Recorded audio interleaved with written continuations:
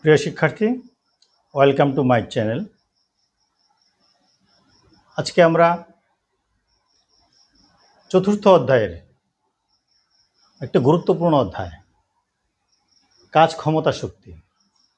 এই কাজ ক্ষমতা শক্তি আমাদের পরীক্ষার জন্য যেমন গুরুত্বপূর্ণ, তেমনি আমাদের দৈনন্দিন কাজের জন্য আমাদের এই কাজ ক্ষমতা শক্তি ওতপ্রোতভাবে জড়িয়ে আছে। প্রতিদিনই আমাদের কাজ করতে হয়, প্রতিদিনই আমাদের শক্তি প্রয়োগ করতে হয়, প্রতিদিনই আমাদের ক্ষমতা দেখাতে হয়, তাই না?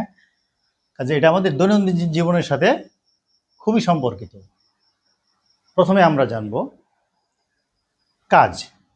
তার আগে তোমাদেরকে বলে নিই, এখন পর্যন্ত যারা আমার এই চ্যানেলটিকে সাবস্ক্রাইব করো নাই তারা দয়া করে সাবস্ক্রাইব করে নাও, কারণ নিত্য নতুন এরকম শিক্ষামূলক একাডেমিক লেসন পেতে হলে এখনই সাবস্ক্রাইব করে রাখো। যখনই আমি ভিডিও আপলোড করব সাথে সাথে তোমাদের কাছে নোটিফিকেশান চলে যাবে এবং তোমরা তোমাদের প্রয়োজন মতো তোমাদের লেসনগুলি দেখতে পারবে। তাহলে শুরু করা যাক। কাজ। কাজ কি? প্রথমে আমরা কাজ সম্পর্কে জানব। কোনো কিছু করাইকেই আমরা কাজ বলি, এটা ব্যাকরণের ভাষা। কিন্তু ফিজিক্সের ভাষায় আমরা কাজ বলতে কি বুঝি? কোনো কিছু করলেই হবে না, কোনো কিছু করার পরে যদি, অর্থাৎ কোনো বস্তুর উপর যদি বল প্রয়োগ করার ফলে যে বস্তুটি স্মরণ ঘটে তাহলেই কাজ হবে। একটি বস্তুর উপর তুমি বল প্রয়োগ করবে, বল প্রয়োগ করার ফলে যদি এটা স্মরণ ঘটে তাহলে কাজ সম্পন্ন হবে, আর যদি স্মরণ না ঘটে তাহলে কাজ হবে না। কাজ হচ্ছে ওই বস্তুর উপর প্রযুক্ত বল এবং স্মরণের গুণফলের পরিমাণই হচ্ছে কাজের পরিমাণ। সংজ্ঞাটাকে আমরা এভাবে বলতে পারি, কোনো বস্তুর উপর বল প্রয়োগ করলে যদি স্মরণ ঘটে তাহলে কাজ বলে, আর কাজের পরিমাণ হচ্ছে বল ও স্মরণের গুণফল। তাহলে মনে করো একটি বস্তুকে তুমি ধরো এই এম ভর বিশিষ্ট একটি বস্তুর উপর তুমি বল প্রয়োগ করলাম, এফ বল প্রয়োগ করলাম। এফ বল প্রয়োগ করার পর এটা বলের দিকে এস মিটার স্মরণ ঘটে, অর্থাৎ এই পর্যন্ত আসছে। যেহেতু বল প্রয়োগ করার পর এখানে স্মরণ ঘটছে, বল প্রয়োগ করার ফলে এস স্মরণ ঘটেছে, কাজেই কাজের পরিমাণ ডাব্লিউ সমান এফ ইন্টু এস, অর্থাৎ কাজ সমান কি? বল ইন্টু স্মরণ। এটা কাজের সূত্র। এখন যদি তুমি বল প্রয়োগ করলা, কিছু কিছু বস্তু দেখা যায়, যেমন তোমরা মার্বেল খেলেছো নিশ্চয়ই, একটা মার্বেলকে যখন আরেকটা মার্বেল সোজা কি করো, ধাক্কা দিতে চাও, তখন মার্বেলটা কিন্তু সোজা যায় না। যেমন ক্যারাম বোর্ড, ক্যারাম বোর্ড খেলো তো সবাই। ক্যারাম বোর্ডের গর্তে ওই গুটিগুলো ফেলার জন্য আমরা কি সোজা কি করি, এটাকে ধাক্কা দেওয়ার চেষ্টা করি, কিন্তু অর্থাৎ বল প্রয়োগ করি, কিন্তু সোজা অনেক সময় যায় না, এদিক সেদিক যায়। যদি এদিক সেদিক যায় তাহলে সেক্ষেত্রে কাজের পরিমাণ কি হবে? ধরো বস্তুটি উপর তুমি এফ বল প্রয়োগ করলাম, এফ বল প্রয়োগ করার ফলে এটা বলের দিক কোনটা? এদিক, কিন্তু এদিকে না যায়, বলটা কোন দিকে গেল? বস্তুটা এদিকে গেল। তাহলে সেক্ষেত্রে কাজের পরিমাণ কি হবে? থিটা কোণে এটা এই পর্যন্ত আসলো, তাহলে স্মরণ ঘটলো কি এখান থেকে এই পর্যন্ত। তাহলে কাজের পরিমাণ এখানে কি হবে? কাজের পরিমাণ ডাব্লিউ সমান হবে এফ এস কস থিটা। ঠিক আছে? এই এফ এস কস থিটাটা হইলো কেমনে, সেই ব্যাখ্যাটাও দিচ্ছি। তাহলে এফ এস কস থিটা কেমনে আসলো? ধরো এম বর বিশিষ্ট বস্তুটিকে ক্রিয়া করার ফলে এটা সোজা না গিয়ে কোন দিকে গেল? এটা এই বরাবর আসলো, এ বি বরাবর। ধরো এটা ও, এটা ও এ বরাবর যাওয়ার কথা ছিল, ও বি বরাবর, কিন্তু না গিয়ে গেছে কোন দিকে? ও এ বরাবর। তাহলে আমরা যদি এখান থেকে একটু লম্ব আঁকি বল বরাবর, তাহলে ধরি এটা এক্স, তাহলে এই এক্স এর মানটা কত হবে? তাহলে আমরা জানি বল ইন্টু স্মরণের গুণফল, কাজের কাজ বলে উপাংশের গুণফল, তাহলে এই এক্স এর মানটা কত হবে? দেখো এক্স হবে, এটা যদি থিটা হয় অর্থাৎ এক্স বাই এস সমান কি লেখা যায়? কস থিটা, অর্থাৎ ভূমি বাই অতিভুজ। এটা যদি ভূমি হয় এটা অতিভুজ, যেহেতু এটা সমকোণী ত্রিভুজ, তাহলে এক্স এর মানটা দাঁড়ায় cos থিটা, অর্থাৎ ডাব্লিউ এর সমান হওয়ার কথা ছিল এফ ইন্টু এক্স, কিন্তু এক্স এর মানটা আমরা কত পেলাম, এফ এস cos থিটা। আশা করি বুঝতে পেরেছো। যদি এটা কৌণিকভাবে সরণ ঘটে তাহলে সেক্ষেত্রে কাজের পরিমাণ হবে এফ এস cos থিটা। আশা করি বুঝতে পেরেছো। 50 জুল কাজ বলতে কি বুঝো? আমরা জানি কাজ মানে কি, বল ইন্টু সরণের গুণফল, অর্থাৎ বল এবং সরণের গুণফল যদি 50 হয় তাহলে সেটা কাজ। এটা আমরা দুইভাবে বলতে পারি। যদি তুমি 50 নিউটন বল প্রয়োগ করো, 50 নিউটন বল প্রয়োগ করলে যদি সরণ 1 মিটার পার সেকেন্ড স্কোয়ার হয়, নাকি 1 মিটার হয়, যদি সরণ 1 মিটার হয় তাহলে 50 জুল কাজ হবে। অথবা 1 নিউটন বল প্রয়োগ করলে যদি সরণ 50 মিটার হয়। কেউ যদি বলে 5 নিউটন বল প্রয়োগ করার ফলে যদি 10 মিটার সরণ ঘটে তাহলে 50 জুল হবে। কেউ যদি বলে 10 নিউটন বল প্রয়োগ করার ফলে 5 মিটার সরণ ঘটে তাহলে 50 জুল হবে। অর্থাৎ দুইটার গুণফল আমার 50 হতে হবে। এটা একটা গুরুত্বপূর্ণ প্রশ্ন। এবার আসি আমরা ক্ষমতা। তার আগে বলে নেই কাজের একক জুল। কাজের একক কি? কাজের একক হচ্ছে জুল। কাজের মাত্রা কি? মাত্রা আমরা ওইভাবে বের করতে পারি সূত্র থেকে। কাজ ডাব্লিউ সমান কি, এফ ইন্টু এস। এস মানে সরণ। বলের মাত্রা আমরা কি জানি, এম এল টি ইনভার্স 2, আর সরণের মাত্রা এল। তার মানে কাজ ডাব্লিউ এর মাত্রা দাঁড়াচ্ছে M L square T inverse 2। এটা হলো কাজের মাত্রা।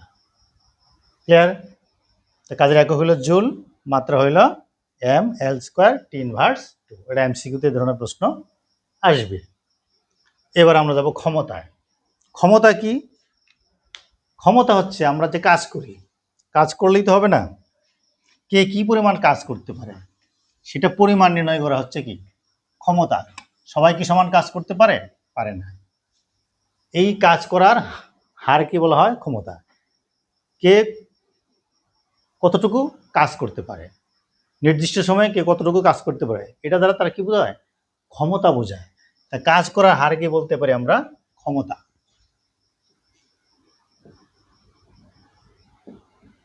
কাজ করার হারকে ক্ষমতা বলে।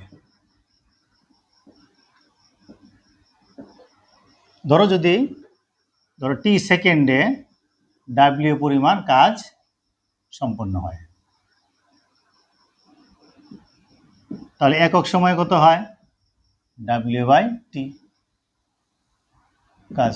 এই তার মানে পি সমান হবে ডাব্লিউ বাই টি। অর্থাৎ ক্ষমতাকে পাওয়ার দ্বারা প্রকাশ করা হয়, পি দ্বারা প্রকাশ করা হয়, তো পি সমান ডাব্লিউ বাই টি। অর্থাৎ কাজ করার হারই হচ্ছে ক্ষমতা। তো ক্ষমতার একক কি? ওয়াট। ক্ষমতার একক হচ্ছে ওয়াট। ক্ষমতারও মাত্রা আছে। তো ক্ষমতার মাত্রাটা কি হবে আমরা বের করি। আমরা যদি মুখস্থ না করতে পারি আমরা বের করবো ভেঙে ভেঙে। কাজের মাত্রা আমরা কি পাইলাম কিছুক্ষণ আগে?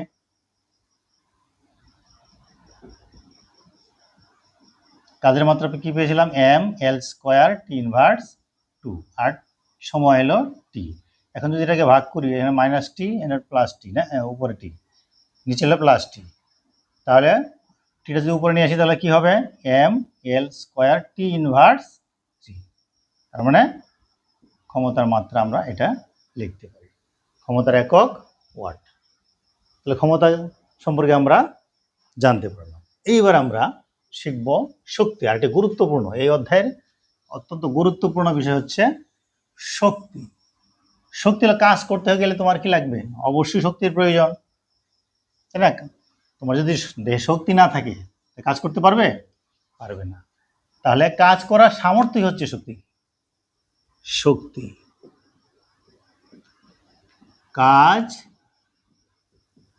করার সামর্থ্য, সামর্থ্যকে শক্তি বলে। তোমার সামর্থ্য থাকলেই তুমি কাজ করতে পারো। তোমাকে যদি বলা হয় এই টেবিলটা এখান থেকে সরাও, তোমার যদি সামর্থ্য না থাকে তুমি পারবে, পারবে না। আর যদি সামর্থ্য থাকে, যতটুকু সামর্থ্য আছে তুমি বল প্রয়োগ করবে, সেটাই তোমার কি, শক্তি। তাই কাজ করার সামর্থ্য হচ্ছে শক্তি। শক্তির একক জুল, শক্তির একক জুল। যাই হোক, তাহলে বিভিন্ন প্রকার শক্তি আছে। শক্তির বিভিন্ন প্রকার শক্তির মধ্যে রয়েছে যেমন বিভব শক্তি। আজকে আমরা বিভব শক্তি এবং গতি সম্পর্কে, আমরা গতিশক্তি সম্পর্কে জানব। বিভব শক্তি কি? বিভব শক্তি হচ্ছে সঞ্চিত শক্তি। এক কথা যেটা বলে বিভব শক্তি হচ্ছে সঞ্চিত শক্তি। অর্থাৎ কোনো বস্তুকে যদি এক অবস্থান থেকে অন্য আরেক স্বাভাবিক অবস্থানে নিয়ে যাও, তাহলে একটা কাজ সম্পন্ন হবে। কাজ সম্পন্ন হলে এই শক্তিটা যাবে কোথায়? ওই বস্তুর ভিতরেই সঞ্চিত থাকবে।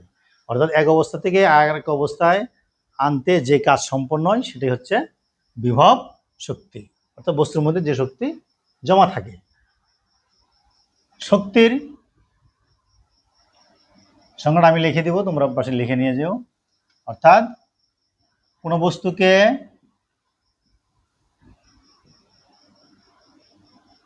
এক অবস্থা থেকে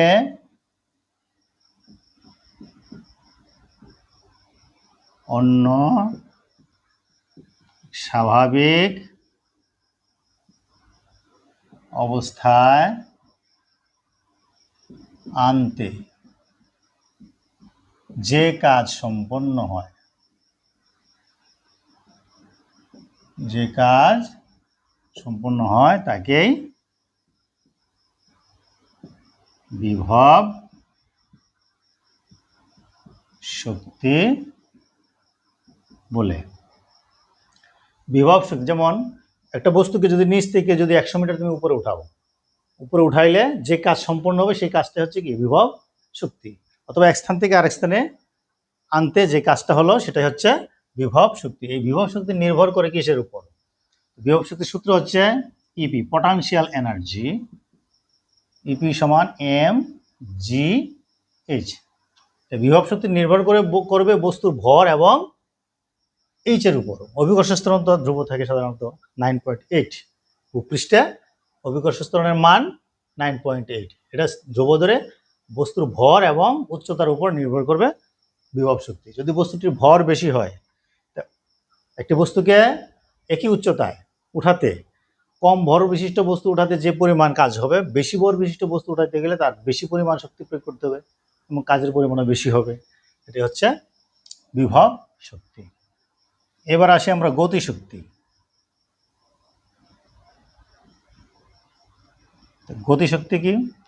কোনো গতিশীল বস্তু তার গতির জন্য কাজ করার যে সামর্থ্য অর্জন করে সেটাই হচ্ছে গতিশক্তি। একটি বস্তু স্থির আছে, তাই সেটাকে যদি গতিশীল করতে চাও এবং এই গতিশীল অর্জন করতে যে কাজ সম্পন্ন হবে সেটাই হচ্ছে গতিশক্তি।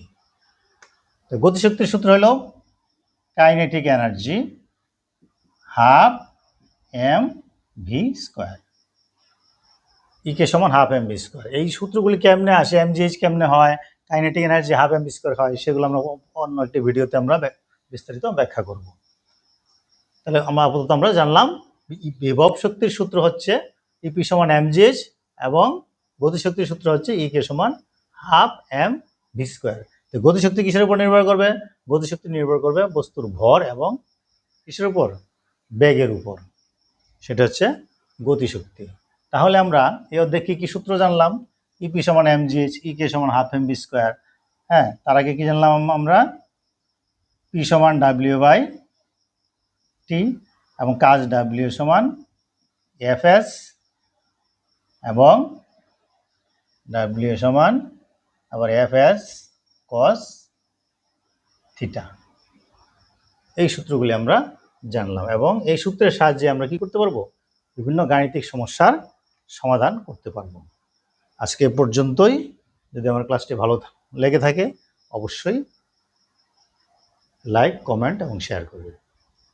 ধন্যবাদ।